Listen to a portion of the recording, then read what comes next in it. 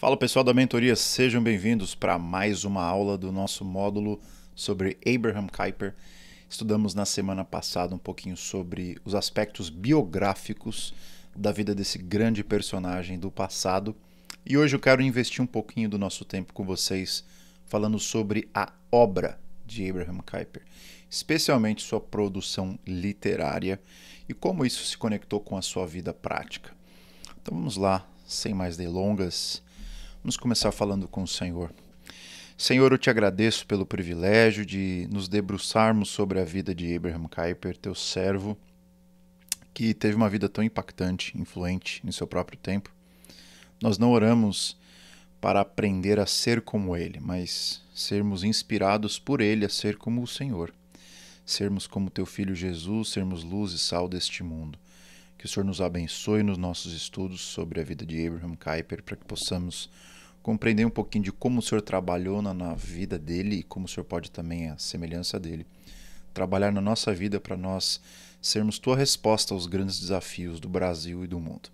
Fica conosco, abre os nossos olhos, ajuda-nos a ter uma visão correta do que foi Abraham Kuyper e como as suas produções literárias podem nos ajudar a escrever a nossa própria história, seja lá onde o Senhor nos colocar. Em Cristo Jesus oramos. Amém. Gente, vamos lá então, falando sobre a vida do Kuyper. Eu queria começar com essa citação do James Bratt, que, como eu já falei para vocês aí, a maioria de vocês sabe, é o maior biógrafo de Abraham Kuyper que já existiu, na minha opinião. E eu tive o privilégio de ser aluno do James Bratt. Inclusive converso com ele constantemente, porque eu vejo, mora aqui na nossa cidade. Ele diz uma coisa muito boa sobre o Kuyper logo na introdução da biografia, que eu traduzi e coloquei aqui para vocês. Diz assim: progressista e conservador, formado por princípios e adaptável, moderno e tradicional. Kuyper reconheceria todos esses termos em si mesmo, mas os classificaria abaixo de sua primeira lealdade, ao calvinismo, ou melhor dizendo, ao cristianismo apostólico, do qual o calvinismo era a mais pura destilação. E um pouco mais para frente ele diz o seguinte: sua contribuição distinta como teólogo público foi chamar os cristãos a atenderem às dimensões estruturais, institucionais e filosóficas de seu testemunho. Está falando do testemunho cristão, tanto para a saúde da fé quanto para o cumprimento de seu dever público. A excelência de Kuyper em ambas as linhas de trabalho, ao mesmo tempo, foi e continua sendo extremamente rara. Essa citação, como a citação anterior do Castell, que eu deixei para vocês na aula anterior, ela resume muito bem aquilo que a gente vai conversar nessa aula. Kuyper foi um excelente combinador da sua teoria sobre o que é o cristianismo e sobre a sua prática do que é o cristianismo. Aqui o Bratt fala sobre a excelência com a qual o Kuyper uniu a sua experiência cristã, institucional, eclesiástica com a sua vida pública, com a sua vida na ciência, na arte, nas esferas políticas. Sem dúvida, eu não conheço ninguém nos tempos modernos que casou tão bem essas duas esferas, esses dois estilos de vida. O estilo de vida cristão, comunitário, eclesiástico, igreja local, com o estilo de vida cristão no mundo. E eu acho que quando a gente lê as obras de Kuyper, a gente vai passar por várias delas, é essa impressão que fica. Ele casava muito bem a vida privada, a vida eclesiástica com a vida pública, e também casava muito bem, como eu vou mostrar aqui, a vida teórica com a vida prática. Kuyper era um cara prático, muito prático, mais do que você pode imaginar. E ao mesmo tempo era um cara extremamente teórico, rigorista, no sentido do conceito. Então nessa aula nós vamos estudar os principais escritos, as obras literárias de Abraham Kuyper e como elas se relacionam diretamente com a sua vida. Todas elas têm um porquê de ser. Kuyper era considerado por seus críticos e admiradores, lembra dessa expressão, o homem de 10 cabeças e 100 braços. 10 cabeças e 100 braços. O que que isso te passa em termos de ilustração? Bom, esse amigável título descreve bem como Kuyper era um grande pensador, as cabeças, por um lado, e ao mesmo tempo executor das suas criativas ideias. Então ele era um homem de grande intelecto e de grande prática. E até mesmo de mais prática do que intelecto, porque ele fez muito mais do que apenas pensar. Então, 100 braços vem a calhar aqui. E a gente vai descobrir o porquê. Então, de fato, Kuyper era a perfeita combinação de um teórico rigoroso e um agitador social vibrante. E a gente vai ver alguns exemplos disso à medida que a gente for vendo quais foram as obras que ele produziu com o passar do tempo. Então vamos lá, o Kuyper como teórico e prático combinado. Em primeiro lugar, é bom a gente lembrar, e eu falei isso na aula anterior sobre essa mini-biografia dele, Kuyper era doutor em teologia, certo? Como doutor em teologia, ele era um cara assim muito dado às letras. Ele também era um doutor em literatura, então ele era um cara que era especialista em literatura holandesa, e especialmente o romantismo germânico. Então assim, o Kuyper era um cara altamente acadêmico. Ele tinha todos os dons possíveis na academia, ele ganhou prêmios acadêmicos um pouquinho antes de ser doutor, é um cara assim genial. E assim, como teórico, talvez a obra que a gente possa salientar, que foi a maior expressão do seu academicismo, do seu rigorismo teórico, é a chamada Enciclopédia das Ciências Sagradas, os seus princípios. Nessa obra que ele escreveu bem próximo assim, do fim da sua vida, 1898, ele basicamente trata o que é teologia e como a teologia deve ser tratada como uma ciência. E em sendo uma ciência, como ela se diferencia das demais ciências, qual é a sua audiência, qual é o seu método, como fazer teologia. É uma obra extremamente cuidadosa, uma obra extremamente profunda e extremamente teórica. 726 páginas. É fantástico. Ao mesmo tempo, quando você lê uma obra daquela, você pensa, esse cara só ficava no seu escritório escrevendo e não fazia mais nada. Bom, muito pelo contrário. O Kuyper foi pastor de 3 igrejas, ele foi líder atuante na formação de uma nova denominação, que é a Hervormd Kerk Nederlands, que é a Igreja Reformada da Holanda, que foi uma divisão da igreja estatal, que era a Igreja Reformada da Holanda.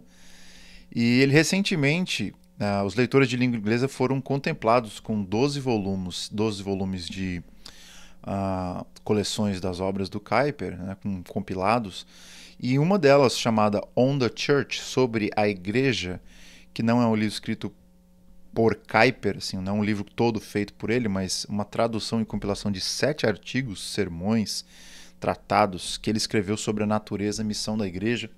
E em um dos artigos, inclusive, como a igreja deve se relacionar com o Estado. Enfim, o princípio das esferas de soberania fica ali bem claro também.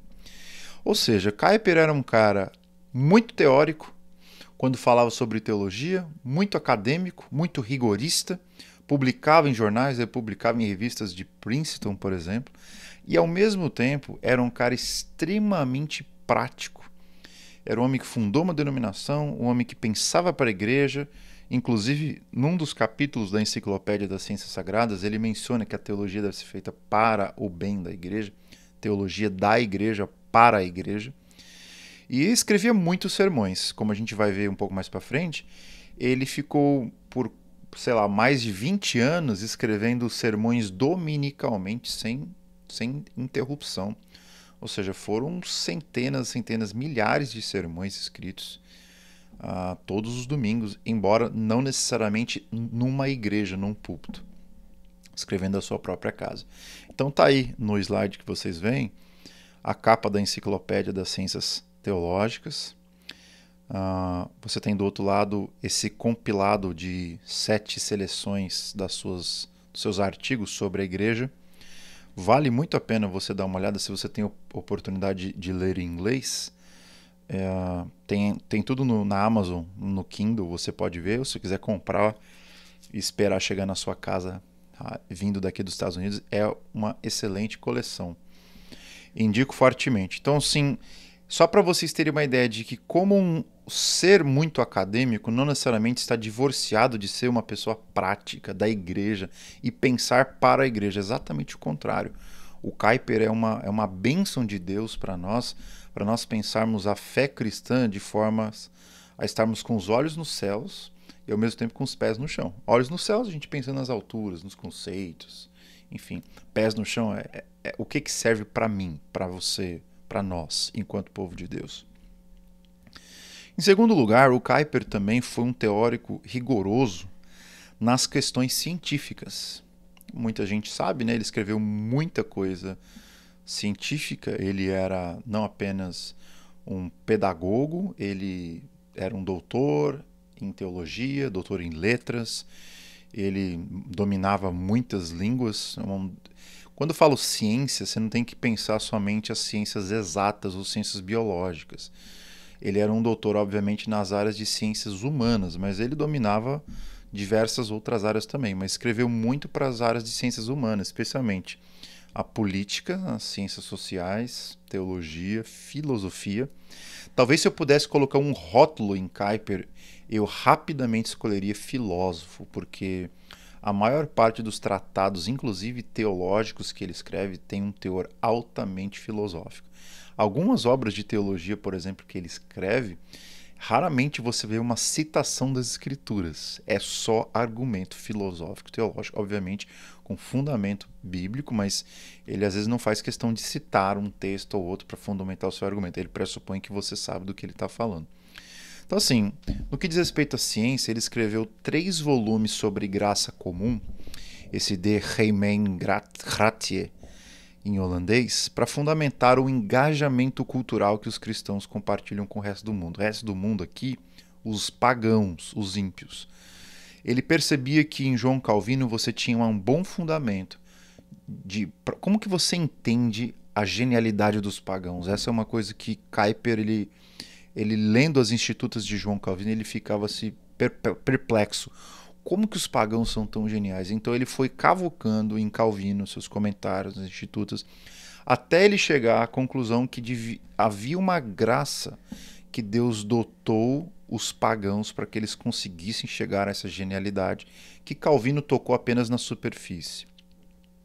Foi daí que ele cunhou, não foi o originador, mas ele cunhou o termo graça comum, justamente para fundamentar como os cristãos podem se engajar no mundo ao lado de pagãos, sem se contaminarem por eles e sem se deixarem levar por suas filosofias. Como? Existe uma graça comum de Deus, que Deus ele distribui misericordiosamente para todos os seres humanos, para a humanidade em geral, para que a humanidade seja possível, para que o mal seja refreado e para que o progresso das civilizações aconteça.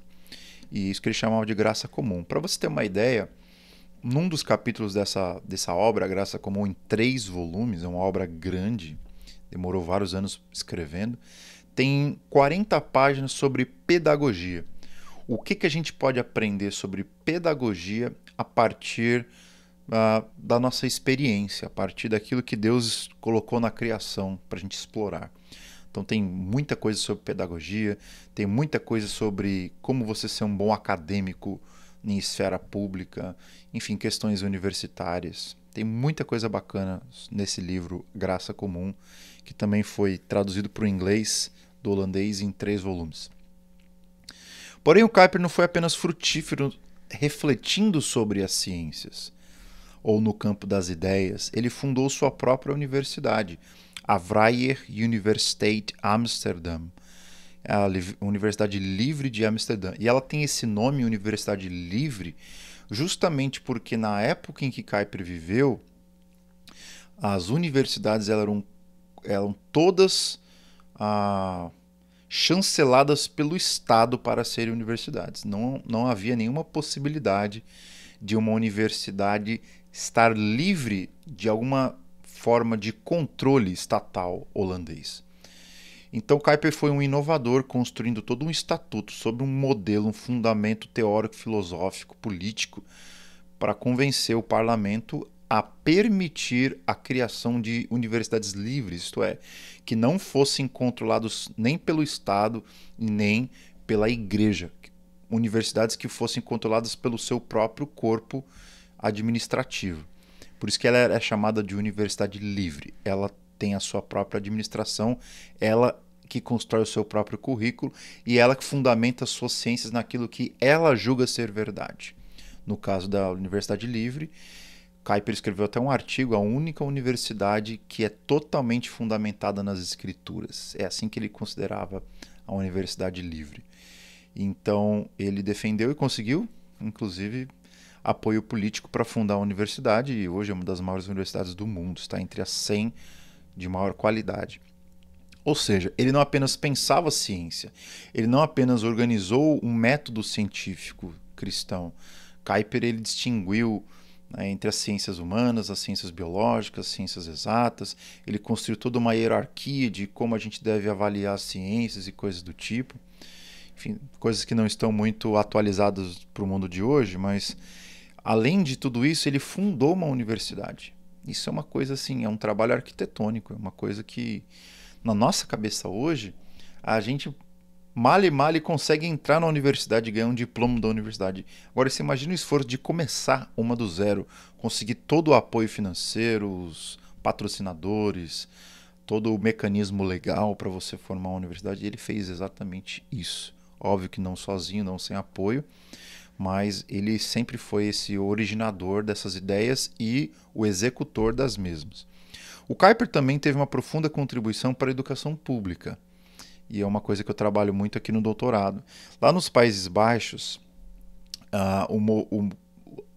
o sistema educacional até hoje em voga, constitucional da nação holandesa, ele foi basicamente modelado pelo Kuyper, como está hoje.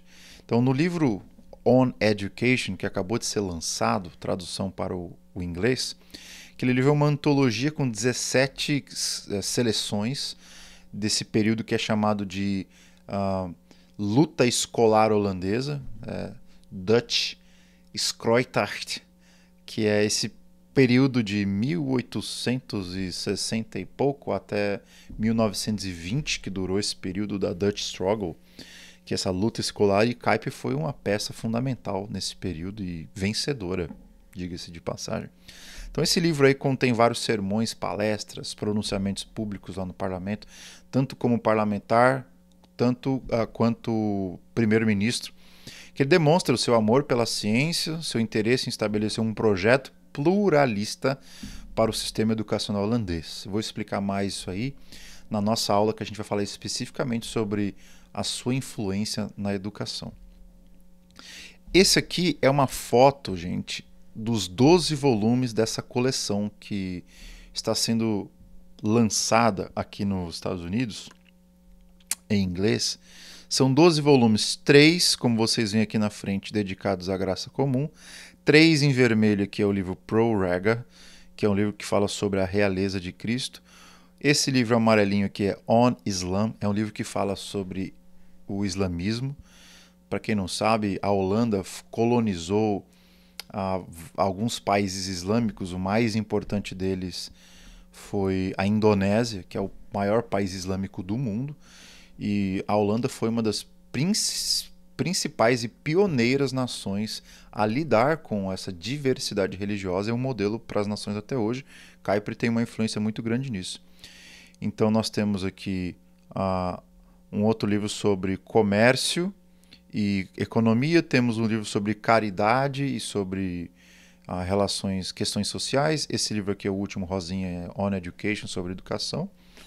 Temos também um livro sobre o manifesto político cristão que ele escreveu do partido dele, que é Our Program.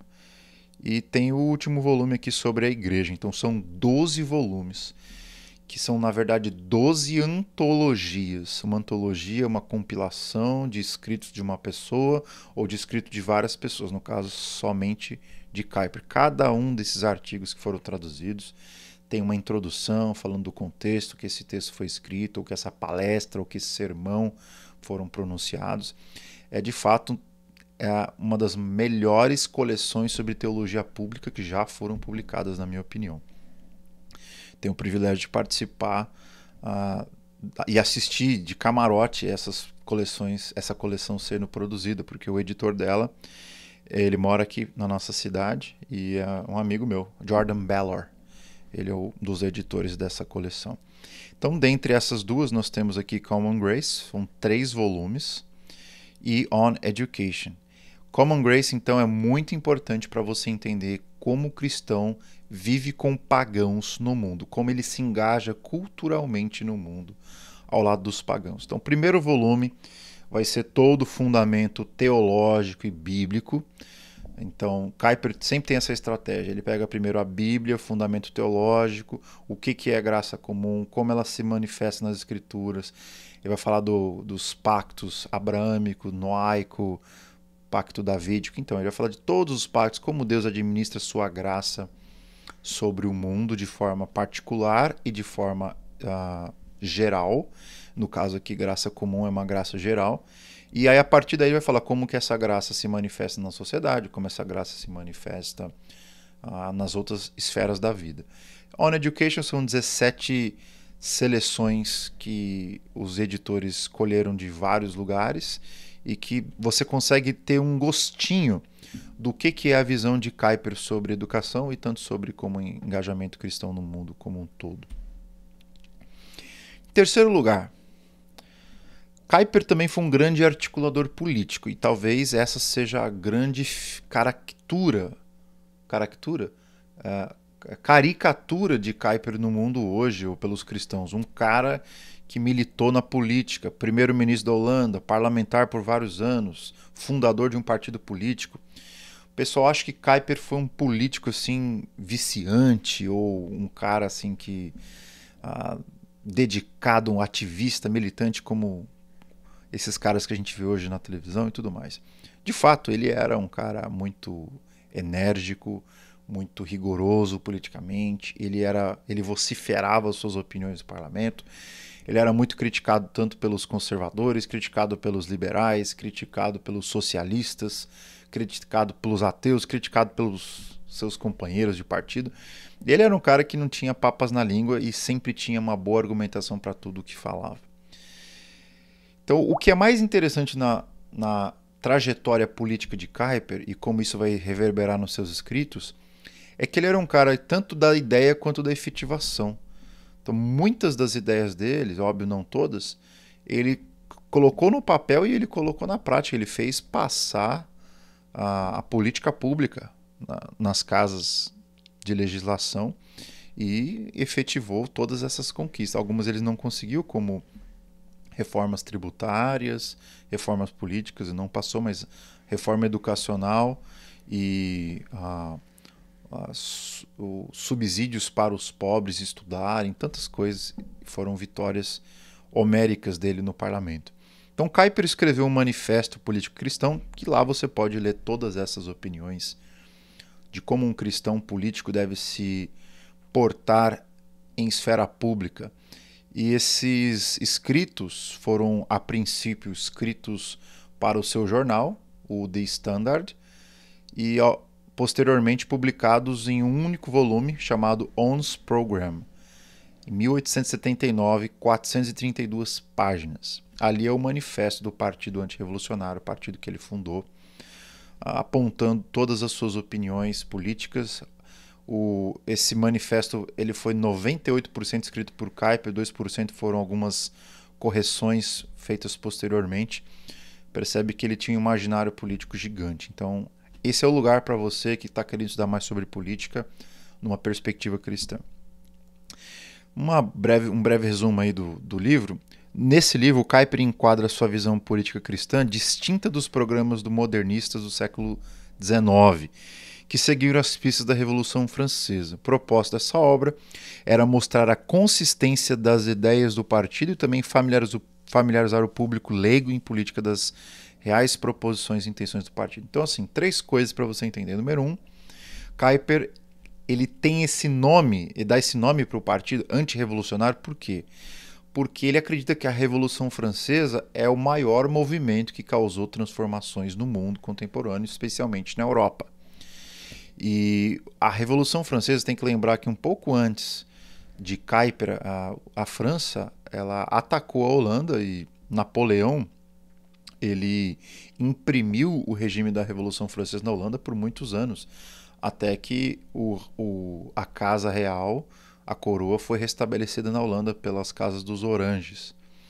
Mas Napoleão Bonaparte teve uma influência muito grande em tentar criar um sistema estatal para tudo, na Holanda inclusive. Então, Kuyper está reagindo a esse movimento revolucionário, a esse movimento de o Estado em excesso em tudo. O Estado controla a economia, o Estado controla o comércio, o Estado controla as igrejas, o Estado controla a educação, o Estado controla a família, o Estado controla tudo. E Kuyper, ele tinha uma ojeriza a esse poder estatizante político proposto pela Revolução Francesa. Então a primeira cláusula, o primeiro item do manifesto do Kuyper, do partido dele, era antirrevolucionário na essência, na raiz. Nós não cremos em revolução, nós não cremos na estatização de tudo, nós cremos sim na liberdade e na autonomia de cada uma das esferas criadas pelo Senhor Deus. Além disso, o propósito da obra era mostrar para o povo holandês e para o próprio parlamento quais eram as ideias daqueles, a princípio intitulados como malucos conservadores, e por outro, é um manifesto escrito numa linguagem muito fácil de você aprender a política pública no nível mais básico. Então, quem era leigo de política podia ler esse compilado de artigos e ia ficar por dentro do que Kuyper estava dizendo no nível mais básico. Então tá aqui o livro, é a capa amarela, um manifesto político cristão. Quarto lugar, Kuyper também foi um grande produtor de conteúdo jornalístico. Na minha biografia eu enfatizei bastante isso. Kuyper trabalhou por décadas como o editor-chefe do The Standard e também o seu suplemento dominical, The Herald. O The Herald foi onde ele escrevia os seus sermões, os devocionais. O The Standard era um jornal diário onde ele escrevia suas reflexões, seja para o partido, seja para manifestação cultural, crítica cultural, enfim. Era um jornal diário que ele escrevia. E boa parte desses escritos que a gente vê hoje nessas coleções, eles são extraídos desses dois veículos de comunicação. Ou é extraído do The Herald, ou é extraído do Standard. Então, por exemplo, Common Grace, The Standard, muita coisa do The Standard foi tirada, do Common Grace foi tirado do The Standard. Prorega, mesma coisa. Basicamente, 100% dos 3 volumes do Prorega, que eu vou falar daqui a pouco, foram extraídos dos jornais. O Our Program, a mesma coisa. Então, aí você já vê um pouquinho da noção que Kuyper tinha de como que você influencia uma cultura. Qual que é a peça fundamental para você mudar uma cultura? Pergunta isso para Kuyper, qual vai ser a resposta? A resposta vai ser comunicação. Jornal, comunicação de massas. A sua voz tem que ser ouvida para o maior número de pessoas. Então, se o Kuyper tivesse vivo hoje, com certeza ele estaria no YouTube. Com certeza ele estaria produzindo vídeos em massa e tentando impactar o maior número de pessoas. Essa era a estratégia dele. Era ser ouvido pelo maior número de pessoas, maior número de vezes, da melhor forma possível. Por isso que ele teve 3 problemas, convulsões nervosas que tinham que fazer parar, porque ele era um hiperativo imparável, incontrolável. Uma coisa interessante sobre esse aspecto jornalístico, quando ele entrou para o parlamento, ele teve que abandonar o posto de pastor. Se tornou primeiro-ministro, continuou não sendo pastor, mas sempre escreveu seus sermões dominicais no The Herald. E quando ele deixou de ser primeiro-ministro, deixou de ser parlamentar, porque, como eu coloco aqui, ele não foi nomeado para a reeleição, ficou meio frustrado com o que aconteceu com o seu partido, não terem escolhido ele, ele acabou tirando umas férias, foi fazer uma viagem se eu não me engano, de 2 anos pelo Mediterrâneo, passou pela Turquia, passou pelos países árabes, passou por vários lugares, até escreveu um belo livro em 2 volumes sobre essa história. Um deles, um trecho desse livro em 2 volumes, foi traduzido como On Islam, que foi colocado nessa coleção de 12 volumes. Ali foi o momento que ele teve que sair daquela frustração e tentar viajar pelo mundo achando inspiração. E foi nesse período de reavaliação das suas frustrações políticas que ele escreveu o Prorega, que significa Para o Rei, sobre a realeza de Cristo. São 3 volumes, foram todos artigos que ele escreveu para o The Standard durante esses últimos anos da sua vida. E o que você percebe no Prorega? O Prorega são os artigos de Kuyper enfatizando a influência cultural do cristão mais do que qualquer outra coisa. Se o cristão influencia a política, muito bem. Se o cristão influencia as artes, muito bem. Se o cristão influencia na igreja, muito bem. A questão para o Kuyper é o seguinte: o cristão ele não pode se reduzir a uma coisa só. Ele não pode reduzir a sua fala apenas à política. Ele não pode colocar todas as suas fichas na política. Ele precisa mudar a cultura de uma nação. E a cultura de uma nação não se muda senão por meio da comunicação. E é aí que o jornalismo, escuta isso, o jornalismo é a veia aorta da teologia pública de Abraham Kuyper. Porque é no jornalismo, é na comunicação com as massas que a cultura vai sendo mudada paulatinamente. E ele fez isso por mais de 20 anos ininterruptos, produzindo conteúdo em jornal. E alguns biógrafos vão dizer que exatamente esse poder jornalístico que deu a maior parte das vitórias dele nas demais esferas, especialmente a esfera educacional e a esfera política. Então, como eu coloco aqui, o James Brett tem essa mesma postura. Nos anos seguintes, ele escreveu Prorega, 3 volumes, 1911 e 1912, com ênfase renovada na missão cultural cristã, em contraste à política dado o avanço do modernismo. Ou seja, ele achava que não adiantava você atacar o sintoma do modernismo pelas vias políticas. Você tinha que atacar a causa do modernismo, e a causa era a guerra cultural. Então, vai na guerra cultural, essa é a principal guerra que você tem que batalhar. E como sintoma, a guerra política vai sendo amenizada. E ele já, em 1911, ele não apenas tinha essa noção clara, ele já tinha produzido 3 volumes, deixando isso muito claro. Uma outra coisa interessante sobre o Prorega. Diferente do timbre filosófico das Stone Lectures, se você já leu o livro Calvinismo, foi traduzido pela Cultura Cristã, ou se você já teve algum contato com as ideias dele sobre graça comum, você percebe que o timbre, o sotaque da obra é totalmente filosófico. A metodologia do texto é filosófica, é argumento, enfim, silogismo.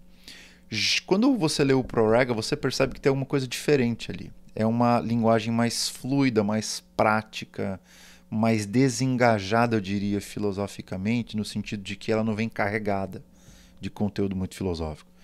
E é uma obra escrita para os crentes, é uma obra escrita para os cristãos.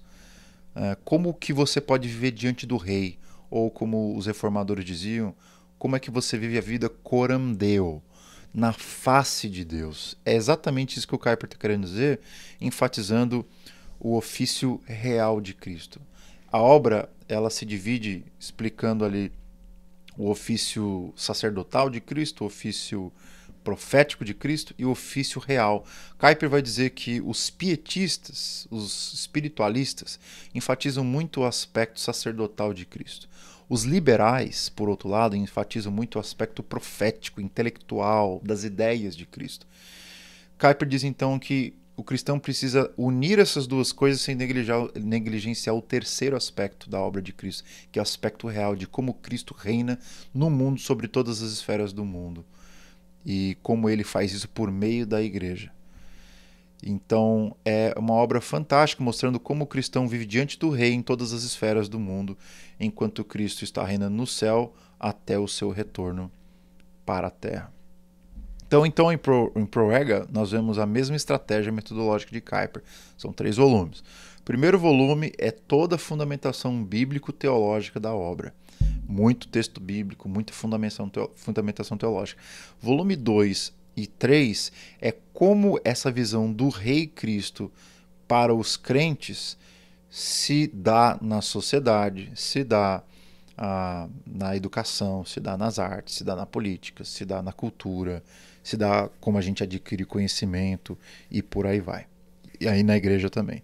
Então fica claro que dentre os vários ministérios de Kuyper, o ministério jornalístico e cultural foi aquele que, na sua opinião, foi o mais importante para a renovação cultural da nação. Isso é uma coisa importante porque eu vejo muito cristão falando sobre economia, muito cristão falando sobre política, muito cristão falando sobre arte, mas os cristãos não prestam muita atenção em como o jornalismo e a propagação de bom conteúdo midiático é um passo, é uma peça fundamental para a renovação cultural. E é só a gente ver como que as narrativas são formadas hoje, né, na cultura. É mídia. Aqui nos Estados Unidos é a CNN, é a Fox, é a ABC, é a CNBC, são todos os canais de televisão, as mídias, New York Times, Washington Post. Esses veículos midiáticos, eles controlam e eles, na verdade, criam as narrativas que governam a mente das pessoas. E Kuyper já sabia disso faz muito tempo, por isso que ele investiu muito sangue, muita tinta em 2 jornais que ficaram em veiculação, tendo ele como chefe, editor-chefe, por 20 anos ininterruptos. Então, esse é um aspecto fundamental na vida do Abraham Kuyper. Tá aí o Proega, volume 1, 2 e 3, como eu falei para vocês. Em quinto lugar, uma das facetas mais negligenciadas do Kuyper é a sua marcante característica devocional. Por que é negligenciada? Porque parece estranho, né? Um cara que se dedicou tanto ao jornalismo, tanto à política, tanto à educação, à igreja. Pô, esse cara tem tempo para orar? Esse cara educava os filhos? Esse cara, ele tinha tempo para parar e falar com Deus? E coisas do tipo? E embora, eu coloco aqui, embora isso aqui é meu, ele possa parecer um militante político à primeira vista, desengajado com a vida espiritual, a realidade não deixa dúvidas. Ele tinha um coração extremamente piedoso. E não apenas piedoso, era disciplinado. O rapaz era uma disciplina fantástica. E se a gente pudesse descrever uma das suas maiores disciplinas, não era nem a política, não era nem a educacional, não era nem a cultural, era a disciplina espiritual. Como já falamos, ele escrevia reflexões dominicais no jornal The Herald, que nada mais eram do que sermões que ele pregava, ainda que de sua própria casa, para uma audiência muito maior do que qualquer pastor em uma igreja normal dos Países Baixos. Muitas dessas reflexões foram compiladas no volume bem grande, em 1899, que é esse nome aí que eu nem me arrisco a ler, que a tradução é Quando Tu Sentas em Tua Casa, Meditações, aqui no caso, para a Vida Doméstica.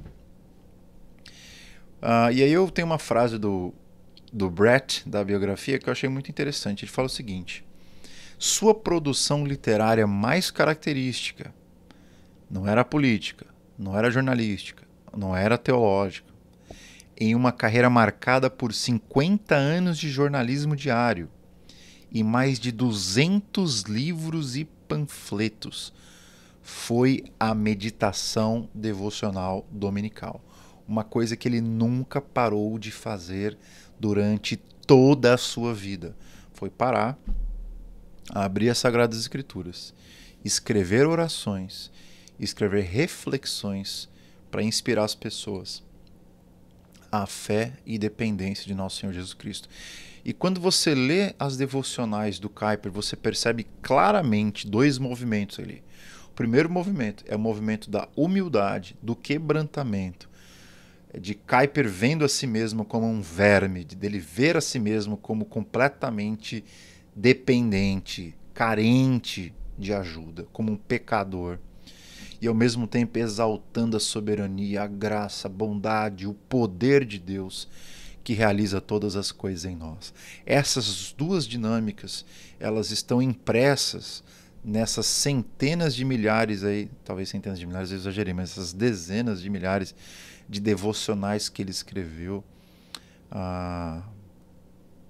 que ficaram marcadas. Eu já li algumas e você lê e fala assim, esse cara tinha uma devoção que era fantástica. E é aí que você vê essa combinação do teórico e do prático de uma forma extremamente rara hoje em dia.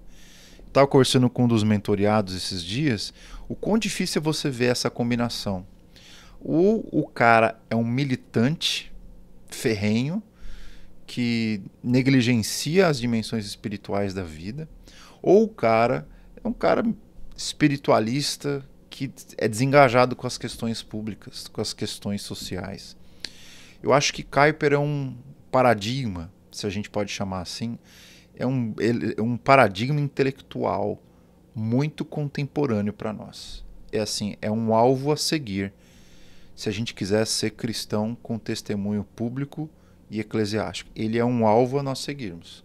Ele não é perfeito, ele tem os seus problemas, ele tem essa questão da hiperatividade, ele tem essa questão do triunfalismo muitas vezes latente nos seus escritos, especialmente na sua atuação pública, mas é inegável que ele casava perfeitamente em limites humanos a combinação de um coração piedoso com uma mão ativa, com a mão na massa, mudando a cultura do seu país.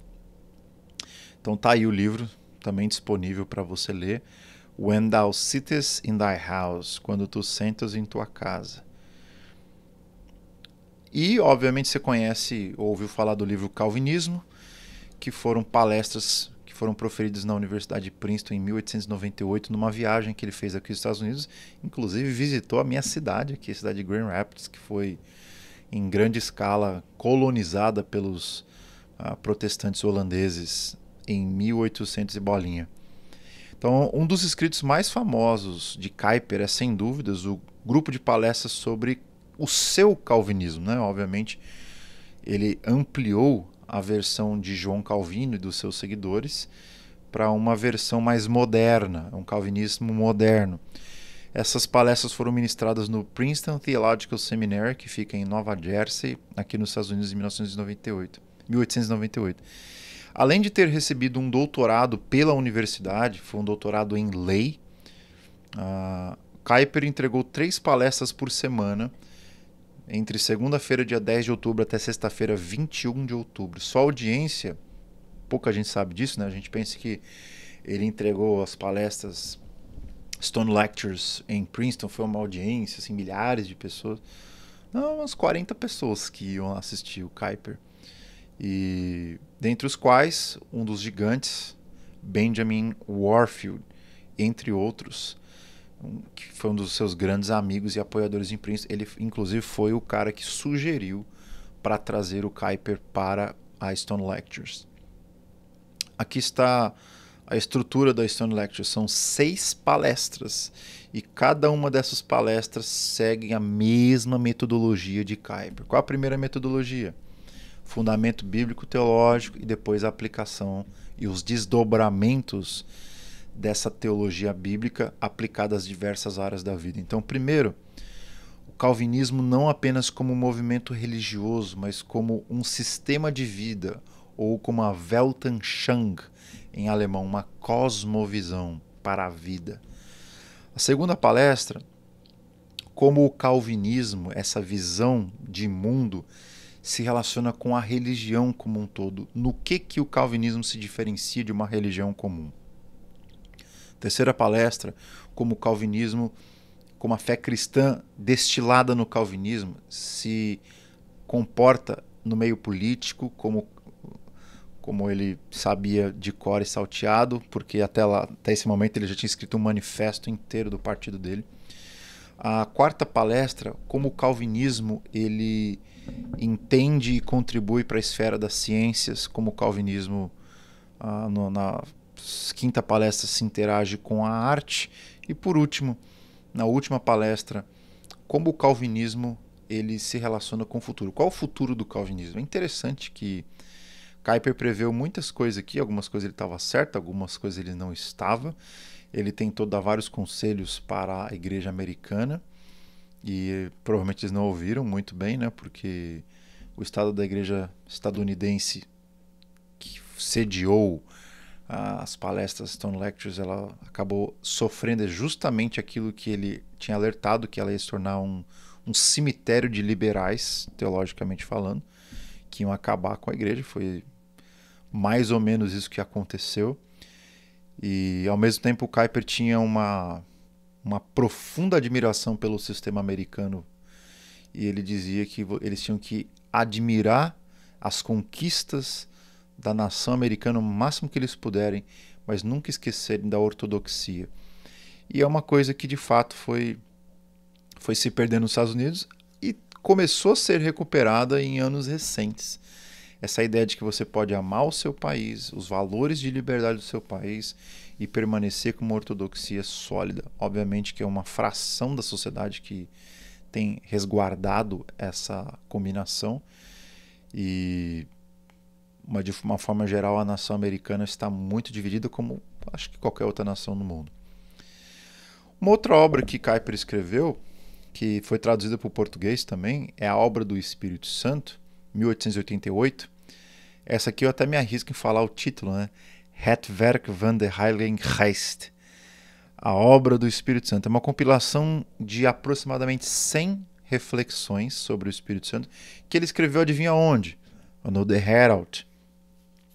Mais uma evidência de que o seu jornalismo sempre se transformava em livro em anos posteriores. Essa obra foi organizada em 3 volumes, como era padrão de Kuyper, ele gostava do número 3. Então, o primeiro trata da influência do Espírito Santo na igreja, de uma forma geral. O que o Espírito Santo tem a ver com a igreja? E volumes 2 e 3 lançam luzes sobre a obra do Espírito Santo nos indivíduos, de uma forma mais específica. Então, o propósito da obra é contrapor os erros a respeito da pessoa do Espírito Santo no próprio tempo de Kuyper. E aqui eu coloco um comentário que veio do prefácio. Se não fossem pelos erros, né, tem vários erros na época dele. Tem o antinomismo, é um erro. Ele aponta o metodismo, especialmente o perfeccionismo da época dele, como um erro. Ele não tinha o pentecostalismo, mas ele já tinha o movimento Holiness, entre outros, que tinha alguns problemas e equívocos de como eles tratavam a doutrina do Espírito Santo. O Kuyper dizia o seguinte, que se não fossem esses erros da modernidade, esses defeitos do seu tempo contemporâneo, a maior obra já escrita sobre o Espírito Santo foi por John Owen. Não precisaria nem ele ter escrito nada, mas pelo fato de essas esquizofrenias espirituais não terem lugar na época do século XVII, em John Owen, ele disse que valeria a pena escrever um livro sobre a obra do Espírito Santo. Mas, de fato, o Kuyper era um grande admirador dos ingleses, especialmente dos puritanos e da tradição reformada anglicana, inclusive. Então, ele adorava John Owen, entre outros puritanos. A obra do Espírito Santo é uma obra muito bacana para você entender como o Espírito Santo trabalha na igreja, mas como o Espírito Santo também trabalhou na criação de todas as coisas, como o Espírito Santo trabalha na providência de todas as coisas. A obra do Espírito Santo foi uma obra que veio um pouquinho antes da graça comum. E a graça comum é basicamente um apêndice dessa obra do Espírito Santo. É como o Espírito Santo trabalha na criação como um todo. Então é uma obra bacana para você ler junto com a graça comum. Tá aí um exemplar em holandês. Het Werk van de Heilige Geest. E algumas considerações finais para nós concluirmos mais uma aula. O homem de 10 cabeças e 100 braços não recebeu este título ao acaso. Além de um homem de grande mente e brilhantismo acadêmico, Kuyper foi um homem de grandes realizações. Ele pensou uma igreja ortodoxa e que ao mesmo tempo respondesse aos desafios da modernidade. E isso o levou a fundar uma nova denominação. Para quem não se lembra, a denominação dele, de acordo com Kuyper, ela tinha 2 equívocos. Ela tinha alguns conservadores de um lado, que só queriam pensar na teologia do retrovisor, e modernistas de outro, que já tinham vendido a fé deles por um prato de lentilhas, né? E ele dizia que, por causa desses dois movimentos da denominação, eles estavam fadados à extinção, porque você tinha os modernistas, por um lado, que não tinham nenhum apego à confessionalidade, não acreditavam na divindade de Cristo, não acreditavam na ressurreição, não acreditavam na Bíblia como palavra de Deus, isso não existia. Por outro lado, você tinha o pessoal lá, que eram os conservadores, que eram ortodoxos em doutrina, mas tinham vendido a alma para o Satanás em termos de visão pública, de política. Não se preocupavam da igreja ser uma igreja estatal, não se preocupavam de que não havia liderança, de que a igreja era governada pelos políticos e não pelos pastores. Kuyper fez um rompimento relevante contra esses dois grupos, denunciando a falsa ortodoxia, ao mesmo tempo denunciando o liberalismo teológico e o modernismo como uma fata morgana, uma ilusão óptica que não tinha nenhum fruto para a igreja. E essa ruptura com a tradição reformada estatal, que é a denominação oficial, rompeu não apenas ele, mas 10% da igreja reformada saiu junto com ele, uma parte muito expressiva, tendo em vista que Kuyper era um ministro que não tinha tanta influência assim naquele momento. Ele ainda não era primeiro-ministro nem nada disso, mas foi uma fratura relevante na denominação. Ele também pensou um cenário político que fosse fiel à ideia de que Deus é soberano sobre todas as esferas da vida e estabeleceu um regime realmente democrático e não socialista. E, obviamente, isso levou a fundar um novo partido político, que não havia nenhum desse na época, e ocupar o maior posto da nação, de primeiro-ministro.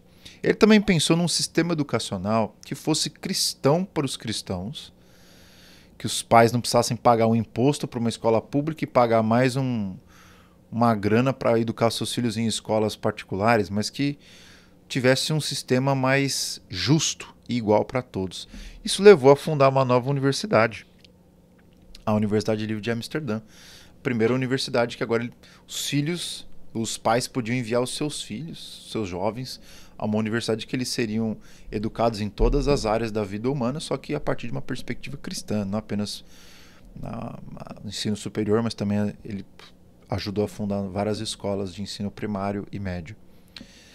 Ele também pensou num sistema público de educação que fosse genuinamente plural, ou seja, que cada uma das religiões, das tradições da época, que ele chamava de racionalista ou ateísta, os católicos, os protestantes e os judeus pudessem ter cada um a sua escola com as suas convicções respeitadas e que todas essas linhas educacionais tivessem o mesmo apoio financeiro do Estado, que era dado apenas para uma fração da população, que eram os liberais ou os ateus, os racionalistas, ou os neutros, como eles gostavam de ser chamados. E isso levou a idealizar um sistema educacional plural para os Países Baixos e que ficou sacramentado até hoje. Então, assim, de uma forma geral, Kuyper foi um servo de Deus que até hoje nos ajuda a perceber a máxima de que boas práticas são inexoravelmente o resultado de boas ideias. Grava isso na sua cabeça. Boas práticas são inescapavelmente o resultado de boas ideias. Oremos. Senhor, obrigado porque ao estudarmos sobre as obras de Abraham Kuyper, nós somos guiados para esse ideal que a gente encontra na Santa Palavra do Senhor e que é extremamente raro nos nossos dias e extremamente raro na história da igreja. Gente comprometida com a fé, com a piedade, ao mesmo tempo gente envolvida no mundo. Uma espiritualidade intramundana que não se perde no mundo e não se perde nos muros da igreja, mas que é fiel em todos os domínios da vida. É isso que nós queremos trilhar para a nossa própria espiritualidade e vida pública. Nós queremos ser fiéis ao Senhor, viver diante da face do Rei Jesus, em todas as dimensões que o Senhor nos colocar. Portanto, eu peço a sua ajuda, peço a tua graça e que o Senhor nos tenha misericórdia, porque nós estamos errando como igreja brasileira, nós temos muitos problemas e nós nos conformamos. Às vezes nós somos até preguiçosos. Se a gente olha para o que Kuyper fez, é de corar de vergonha a nossa situação. Que o Senhor nos desafie e faça novos homens e mulheres de Deus se levantarem no nosso país à semelhança do que aconteceu nos Países Baixos. Tenha misericórdia de nós e abençoa nós como teu povo neste mundo. Em nome de Jesus. Amém. Amém. Gente, eu vou deixar para vocês no Telegram algumas coisas, os slides dessa aula. Vou deixar para você também um documento que eu criei com todas as obras, parcialmente, a maior parte das obras que Kuyper escreveu em ordem cronológica. E é isso aí. Se eu lembrar de mais alguma coisa, eu vou colocar lá também, tá bom? Um grande abraço a vocês e bons estudos. Tchau.